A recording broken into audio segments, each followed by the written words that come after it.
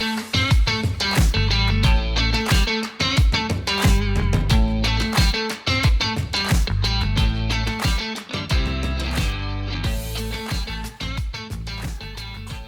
everyone, welcome back to the restoration of the Philips tuner. In the last video I told you I was going to start changing capacitors and measuring resistors. Well, I have made a bit of progress on that. Let me show you. See, so over there I have 3 capacitors already changed to electrolytics. And then this capacitor over here. So that's the casualty list. We have the big tar capacitor, which was swapped by the new yellow one. And then we have these 2 electrolytics. They are all measuring quite high, especially the tar one, which is measuring 70% high. The other 2 are 25% high. So I swapped all of them out. Yeah. This capacitor is basically the last capacitor, as you see here, before the output. The audio output, which goes to your amplifier. This one over here, this electrolytic, is on the cathode of the EC92, which is the buffer, the last audio buffer before the output. And that one over there, that's the electrolytic in the ratio detector for the FM.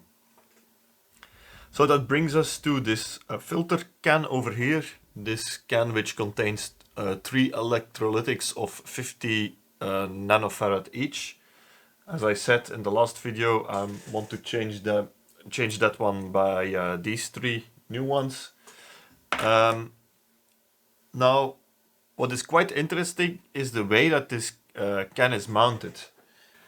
As you can clearly see here, this can is not sitting on top of the chassis, but it's sticking through, and then it's mounted like a centimeter below the chassis on this bracket over here, which is probably done because the can was too high to fit in the tuner, because there is no speaker in the tuner. They wanted to reduce the height probably, so they found the can to be a bit too high, so they mounted it on a bracket below the chassis.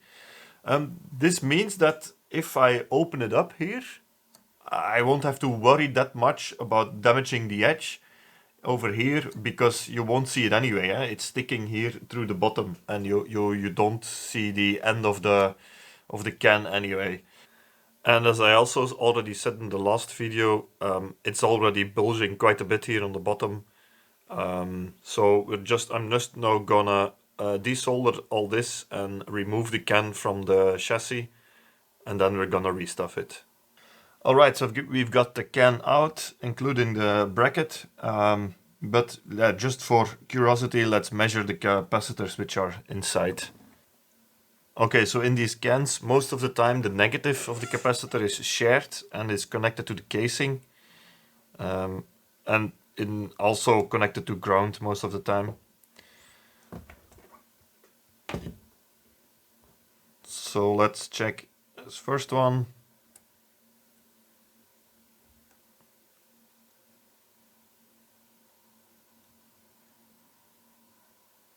Okay, 47, that's impressively close.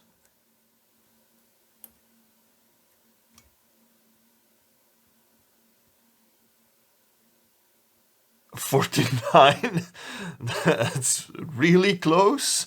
I'm starting to doubt if this needs to be changed. And this one, 49. Okay.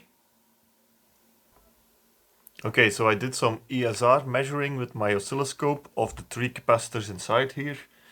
And honestly, I can't see much issues with this. I mean, the ESR is measuring better basically than even the new ones, one of the new caps which I want to use to replace these over here. The only potential issue that I see is that for 2 of the 3 caps I see this weird spike in the beginning of the measurement, so I don't know exactly what it is. I don't really trust it, but I only see it for 2 out of the 3 caps, so if anyone knows what this is about and if this is an indicator that the caps are bad, let me know. So basically the test that I'm doing to measure the ESR is you put a signal on it. I took 200 kilohertz, 1 volt peak to peak, and then you measure the voltage across the capacitor with your oscilloscope, and then the difference in amplitude between the two phases should be as small as possible. But these weird peaks that I see on 2 of the 3 caps, I can't really explain them at the moment. And I'm now testing the leakage here, and honestly that also seems pretty okay. All 3 of the capacitors inside, they measure about the same. Yeah, I have to admit I'm measuring at 62 volts here, because that's the maximum that my power supply will go, and this is a 300 volt rated capacitor, so I can't really conclude here that the capacitor is fine. I just can't conclude that it's not bad at 62 volts. I don't have a high voltage power supply, so I can't really test it at the maximum rated voltage at the moment. So I'm a bit puzzled here. All the measurements I've done here on the capacitor, they seem fine. Okay, so I made the decision. I'm gonna swap them anyway. I can't seem to measure anything drastically wrong. The capacitance seems fine, the ESR seems fine, and the leakage at low voltage seems fine. As I said, I can't measure it at high voltage, but these weird spikes on the ESR measurements, which I did with my oscilloscope, and the fact that it's starting to bulge over here in the bottom. But I have to admit that, yeah, for its age, it's still impressively good in condition. Now, yeah, you never know when it can fail, so I think I'm gonna try restuffing it anyway. And the first thing that we need to do for that is remove this bracket over here. So first I'm gonna remove this resistor and then twist here the leads so that I can, or untwist the leads so that I can remove the bracket.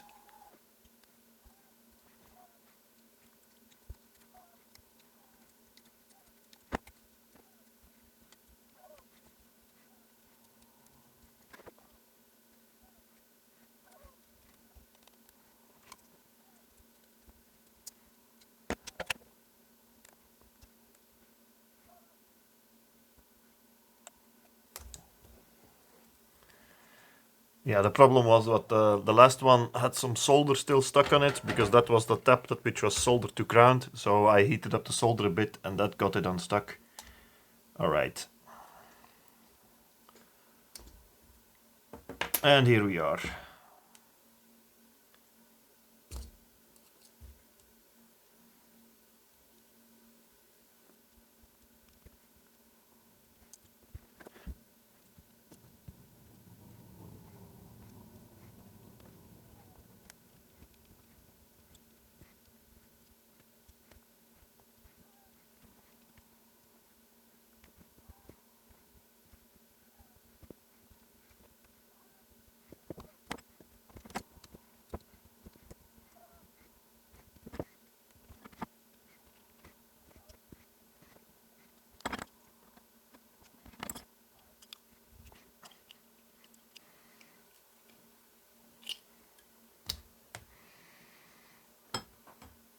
Okay, that's the ring for the grounds, which is already out.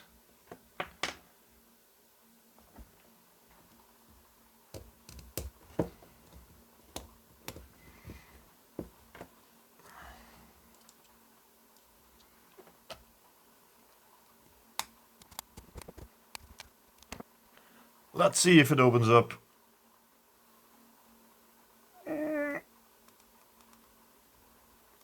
Yeah, seems to be moving. I think the edge here is still a bit too closed for it to come out easily.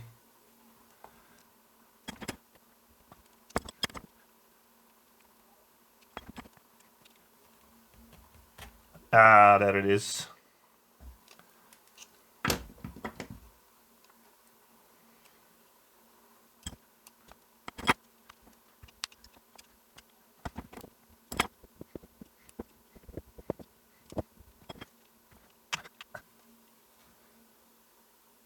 Oh my god. Now the easiest thing is to just poke here besides it, but then you will damage the outside of the can here. So I'm trying to avoid that.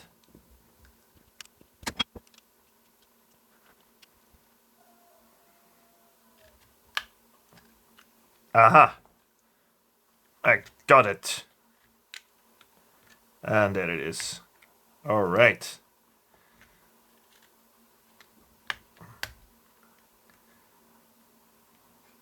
And there we have the inside of the can. See? Now, when you're doing this, be careful. I've heard bad things about the effect of these things on your health. So take your precautions. Don't try to touch it with your hands. Put it in a plastic bag or something, the results. So that's what I'm gonna do. I'm gonna take this out, clean it, throw it away, the inside, and then we'll be able to restuff the can.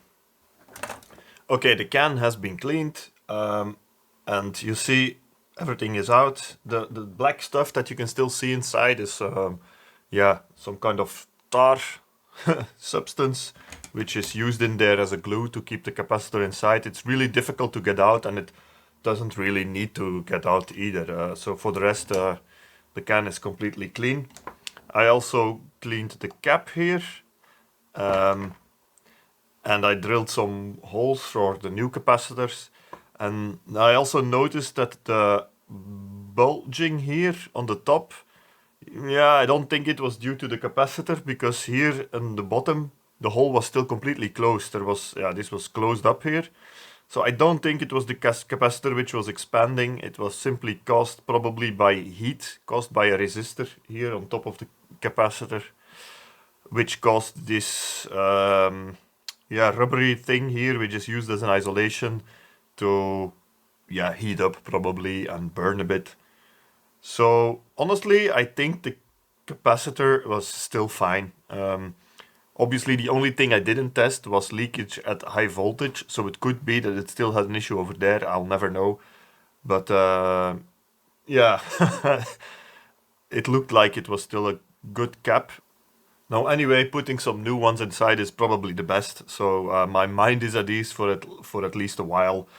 Yeah, so this is what I came up with. Those are three 47 microfarad capacitors, 450 volts rated, and as you see, the negatives are all connected together, and they will be connected to the chassis, which is also connected to the outside can of the yeah, the outside metal can, so they don't really need isolation on the minus side, on the negative side. And then the three positives, obviously they do need isolation, so you have here the three positives of the three capacitors, and then the negative is combined. And I, yeah, arrange them a bit like this, because then it fits nicely inside, see? And the point is now to use the same cap, the original cap. I drilled a couple of holes in there, one for each positive, and then in the center one is, I'm probably gonna use it for the negative, and I drilled it also a bit bigger, so then the if something would go wrong with one of the caps inside, it has yeah, some place to vent. So yeah, let me just now put that together, and then we're gonna close up the can, and I hope it looks fine. Okay, so this is, I think, the best restuffing I've ever did on a capacitor. See, the result is really nice. Here on the bottom, it's already difficult to see that it has been restuffed. Obviously, you have the wires coming from the three capacitors, which I soldered to the original lugs of the cover plate, and then I bended the edge back around the ring with the ground lugs. The best way to bend this edge back is with a piece of wood. So I used this end of this pencil or this paintbrush here. So you can do it like this, and you can bend the edge back without damaging it too much. On the underside, you will not see it anyway. If you look at it from the side, yeah, you don't notice it at all. Especially since I now need to mount this plate here again, and then it sticks through the chassis like this.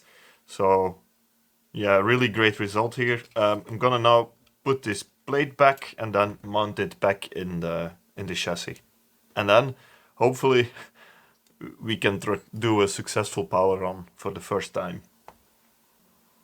And that's the capacitor installed back into the chassis. Yeah, I do think that looks pretty great, right? There is not a lot of evidence that this capacitor has been changed at first sight. Obviously, if you look closer, then you'll see the wires coming out of it and the new ground lug coming out of it. But this looks pretty darn close to, contemporary, let's say. And if you look at it from the side, it looks even better. I mean, there is no indication at all that I've been inside this capacitor. Yeah, I'm very happy with this result. And I now think that we are finally ready to attempt a power up. So that's gonna be exciting. Let me set up everything. So and let's get going. Oh yes, by the way, this is what came out of the can. It's intestines, let's say. I don't know how dangerous this is or how toxic or carcinogenic. I have no clue. I've heard bad things about it, but I don't know for sure. I just take precautions, and when I pull it out, I immediately put it in a plastic bag just to be sure, and then I dispose of it like this. So yeah, I don't know if it's needed, but better safe than sorry, right? So if you also are planning to restuff these old capacitors, just take a bit of care when handling this, right? Alright, I'm ready to power up the tuner for the first time. What I forgot to mention is I tested the power transformer. That one is fine. I tested it on all the possible voltage selections. They are all fine. So that's good. I have the radio hooked up to the dim bulb tester, and there I have 4 bulbs, which I can put in series with the tuner. I have 15 watts, 20 watts, 40 watts and 60 watts, or a combination of any of those. I'm not sure if it will be sufficient, but yeah, I like to start really low. And I also have only the EZ80 tube, so that's the rectifier tube in there. All the other tubes are not in the tuner. And I have here the multimeter measuring the B+, and let's see what we get. Now, according to the schematic, we should get 240 volts. Obviously, the tuner is not loaded, so if I will just put off all restriction, I guess it will be higher than 240 volts, but let's first see if nothing blows up, if we don't have any shorts, and if we don't have any magic smoke. Alright, so I start with only the 15 watt bulb, which is a huge restriction. So let's hit it. And let's put the tuner on some kind of AM band, perhaps.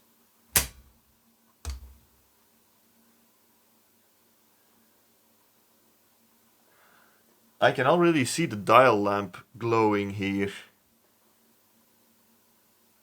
And I have, with a 15 watt bulb, I have 140 volt going in. The voltage selector is set to 245.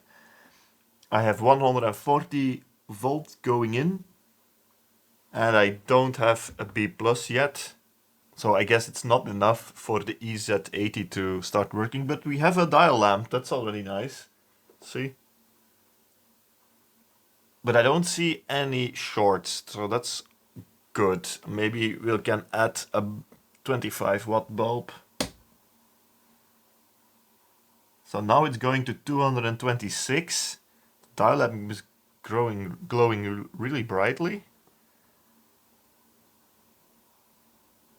I also see the filament wire of the EZ80, but I don't have B plus yet.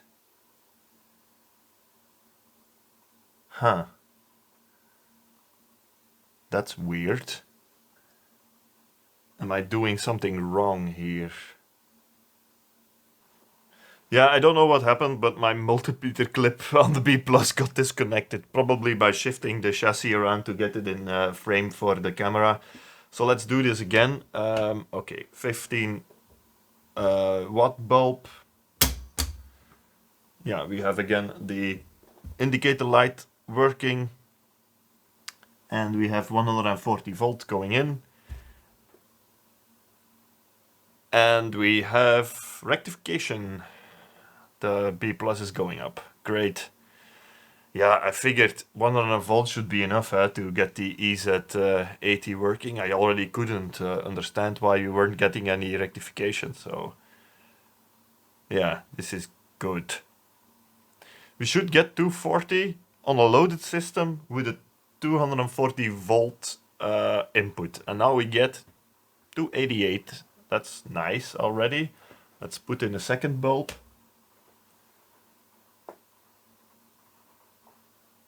Uh, 188, of course.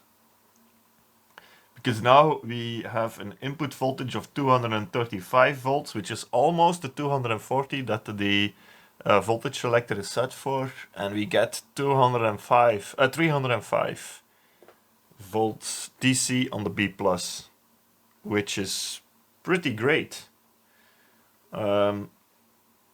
Okay, that's good news already. I don't see anything blowing up. We only have one B plus on this system as far as I know, so that's the only one I need to check. Yeah, good. Let's just put in all the other tubes then, I guess. Alright, so I have put all the original tubes in. I used the occasion to give all the tubes a nice clean. In the last video we saw that the EABC80 and the EC92 were both quite weak. For the moment I don't really care about that. I just want to see if the B plus is fine. Probably I will have to replace them anyway at a later time, but for now let's just keep all the original tubes in. I don't have an antenna yet connected, and I don't have the output audio hooked up to an amplifier, so don't expect any music yet. I'm just going to check the level of the B plus and see if nothing blows up. I also have the magic eye here, but don't expect too much as we don't have an antenna. So, okay, here we go. Let's put on an AM band. It doesn't really matter. And let's turn on the tuner. And now wait for the EZ80 to start conducting.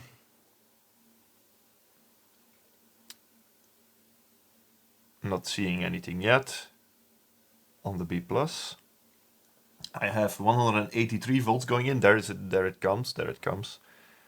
Okay. 160. We need to get to 240, right? But I have only 170 volts going in.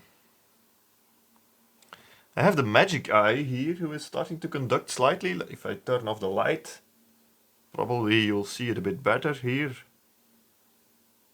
See? It's starting to conduct. Or it's starting to show an image, which is already nice. It's stabilized now at 163.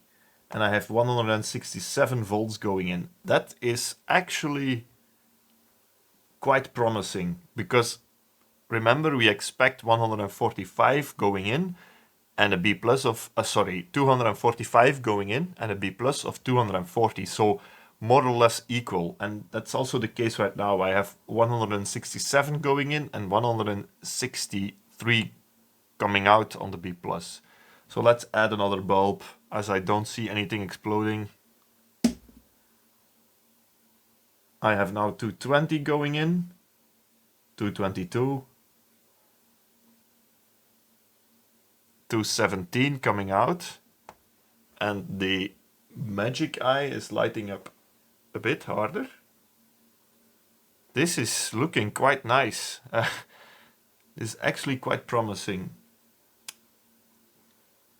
But yeah, the voltage selector is set for 245. So let's add another bulb. I now have 242 going in, 238 on the B+, and according to the schematic it should be 240. So this is pretty darn spot on.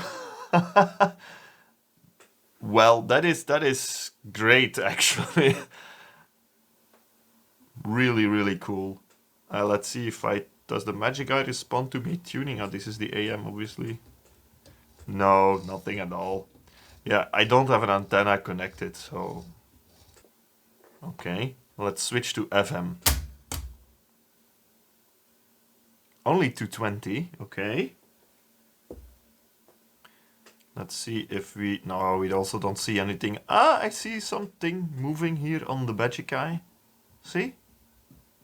See there, I see slight movement on the magic eye here. I guess that the 240 volts, which is written on the schematic, is meant for AM. I should check, because on FM we clearly don't reach the 240, we have 220.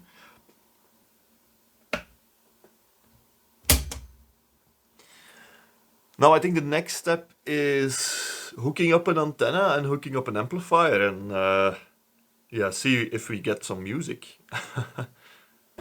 Alright, so I have the tuner running, still on the dim bulb limiter obviously. I have here my multimeter now connected to the output, the audio output, and seems that there is not a lot of DC on there, and AC, yeah, half a volt something. And I tuned here, I connected an antenna, and I tuned here, yeah. See, the tuning is working, right? The magic eye is nicely going open and closed, so yeah, I just took here what I think should be a station like this, and then I also connected the scope to the audio output, and that's what we get. So that should be audio, right? The reason why I'm doing this is because I wanted to check if there wasn't any high voltage or anything on there which could damage my amplifier before I connected the audio input, the audio output to the input of the amplifier. So that up there, that's the amp that I'm using here in the workshop. So this is a tuner, and this is the amp that I'm using.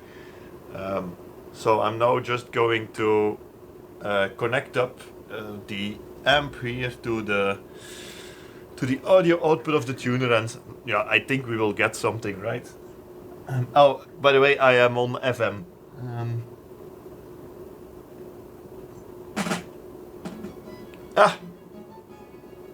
Nice.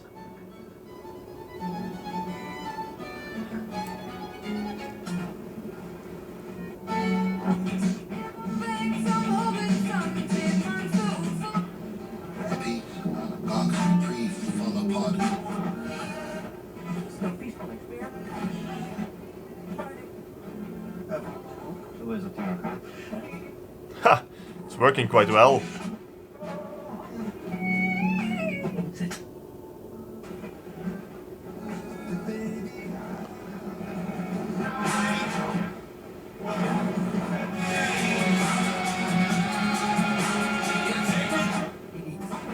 Als je je zorgen maakt. Het Rabo. All right.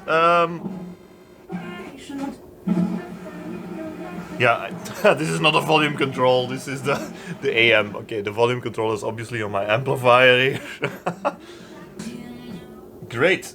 Let's quickly check AM. I now have a dipole connected, and yeah, the switch is set so that it also uses the dipole for AM. It's not ideal, but I don't have anything else here, so let's just swap over to AM.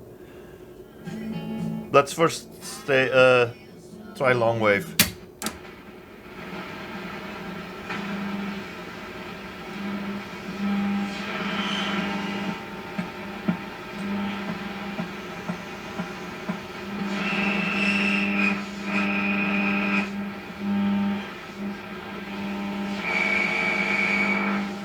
That doesn't sound great.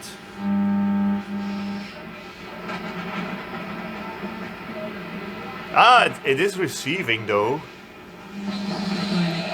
Ah yeah, well there it is.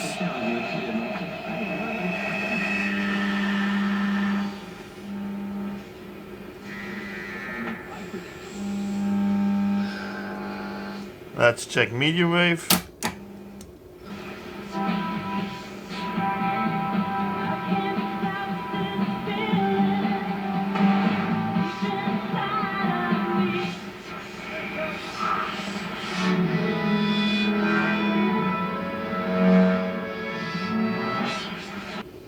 Alright, shortwave 1.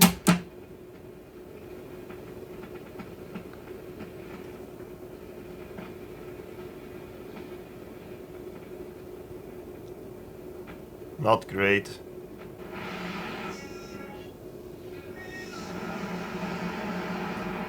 Yeah, volume and selectivity on shortwave is quite poor, but that could be due to my reception as well.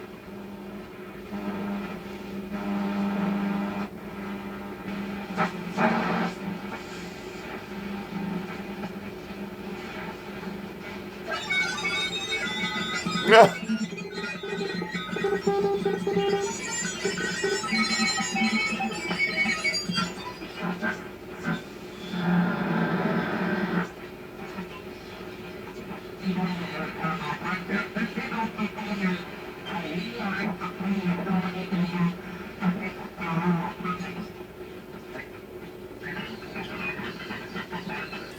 I think the shortwave might need some alignment and a decent antenna.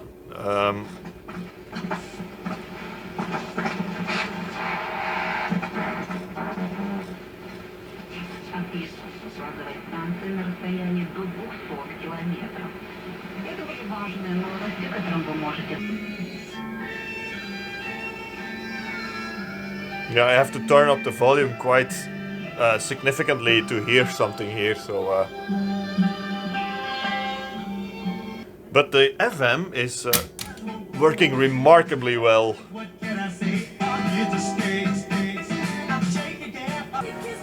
And you can also hear the muting function that we talked about in the last video. So if I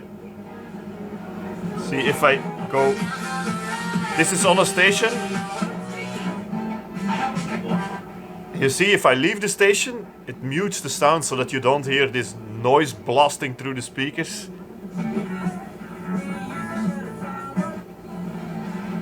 See, depending on the signal strength, your the output amplitude is reduced.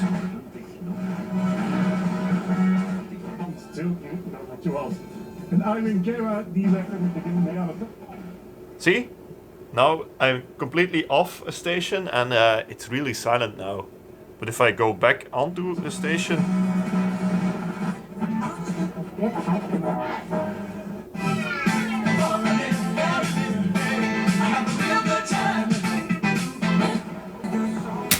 Alright. It's actually working pretty well. Even with the tired EC92 and the EABC80, I thought that maybe the muting function was not gonna work as good anymore because the tryout in the EABC80 was clearly showing signs of fatigue. But hey, it's actually pretty good. Now, I think that's more than enough for this video. What am I gonna do now? Well, I still need to do, obviously, is the cabinet. Because I haven't done anything about that yet.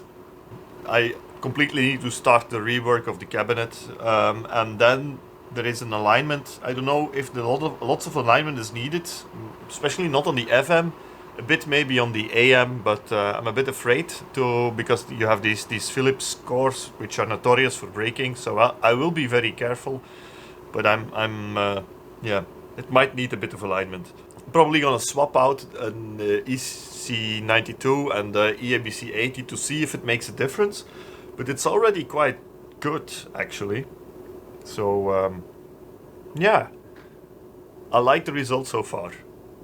Now there is one thing which I still wanted to show you, and that is the Magic Eye. The Magic Eye is also, yeah, it's still clearly working, but it's also a bit tired. You can see that. And you might have noticed already, it's not closing completely. See, if I go out of a station, it's opening up and then it closes down, but not entirely. And you also clearly see here how it's burnt in, meaning that this middle section here has really never been used.